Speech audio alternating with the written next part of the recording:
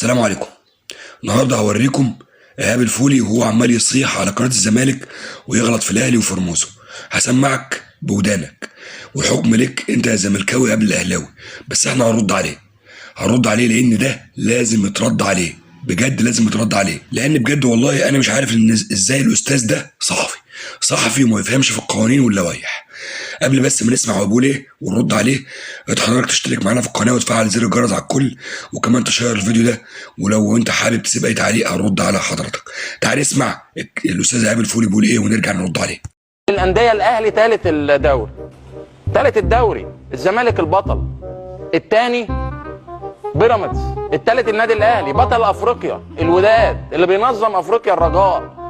فجأة بقدرة قادر الأهلي هيشارك في بطولة كأس العالم للأندية، أي مقاييس وأي معطيات. لحظة يا فولي، فهمنا بس، هو كأس العالم ماله ومال أول الدوري وتاني الدوري وتالت الدوري؟ وبعدين يعني إيه الرجاء بينظم أفريقيا؟ يعني إيه؟ مش فاهمينها دي.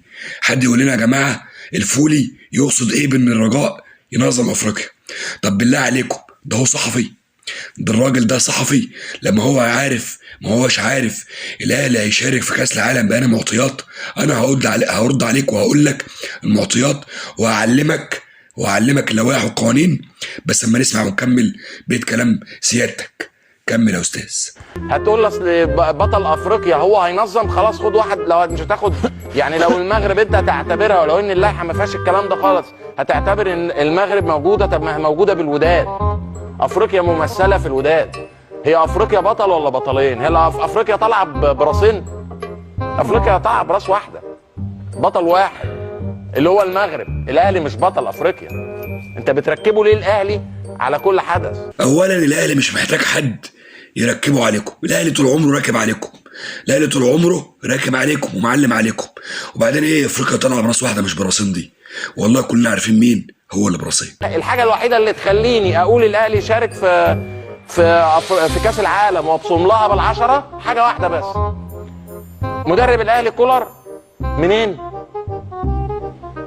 فرنسا بقى، من سويسرا. الاتحاد الدولي منين؟ فين؟ زيورخ. والساعات اللي بيلبسها كابتن الخطيب منين؟ الرولكس من سويسرا. هي دي الحاجه الوحيده، الربط الوحيد اللي يخلي الاهلي يشتغل، ان رئيس النادي الاهلي بيلبس الساعات السويسريه رولكس. الله عليك يا فولي، الله عليك وعلى تحليلك للامور. يعني الاهلي بيروح كاس العالم للانديه عشان خاطر الساعه رولكس. طب ما يلا بينا كلنا نروح يا جماعه نشتري ساعات رولكس ونروح كاس العالم للانديه.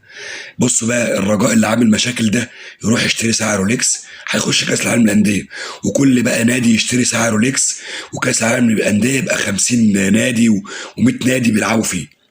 يا جماعه ده صحفي، تخيلوا، واعلامي وعلى قناه نادي كبير، لا هو فاهم لوايح ولا فاهم قوانين وطالع يتكلم ويهبد. عارف يعني ايه كلمه يهبد؟ يعني عشان احنا بنشتري ساعات من سويسرا نروح كاس عالم للانديه؟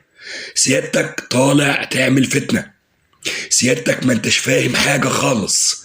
لو سمحت خليك في حالك ومالكش دعوه بالاهلي. وبعدين انت مالك ومال الخطيب؟ انت مالك؟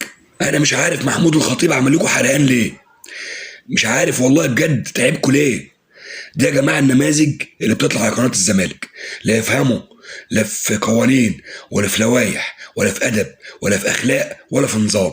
بجد احنا تعبنا، بجد الحكم ليكم انتوا يا جمهور الزمالك قبل الاهلاويه. دي النماذج اللي تعمل فتنه ما بيننا وما بينكم، بجد الناس دي لازم تتحاسب. سلام.